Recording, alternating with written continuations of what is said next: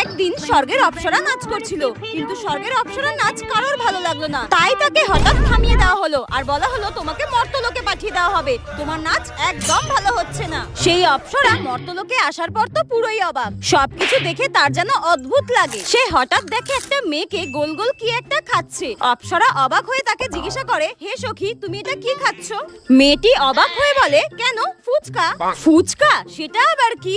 মেয়েটি অবাক হয়ে বলে, পাগল নাকি, আজকালকার দিনে ফুচকা খেতে জানে না, এরকম পাগল আছে নাকি? মেয়েটি অপ্সরাকে তো খুবই ঝাড়লো আর বলল, ফুচকা খাওয়ার সময় যত সব ডিস্টার্ব করতে চলে আসে, জানতো জান, বলে এইভাবে তাড়িয়ে দিল অপ্সরাকে। আর অপ্সরাও কিছু না বুঝতে পেরে চলে যায়। অপ্সরা মর্তে ঘোরাঘুরি করতে করতে হঠাৎ দেখে কিছু লোক নাক দিয়ে মুখ দিয়ে ধোঁয়া বের করছে, আর সেটা দেখে তো অপ্সরা একদমই অবাক। তারপর কিছু লোক তাকে জিজ্ঞাসা করে সে কে, আর সে বলে, আমি তো স্বর্গের অপ্সরা। এই কথাটা শুনে তো ওখানকার লোকেরা অপ্সরাকে পচা ডিম, পচা টমেটো ছুঁড়ে মারতে থাকে, আর অপ্সরা ব্যথা পেয়ে কান্নাকাটি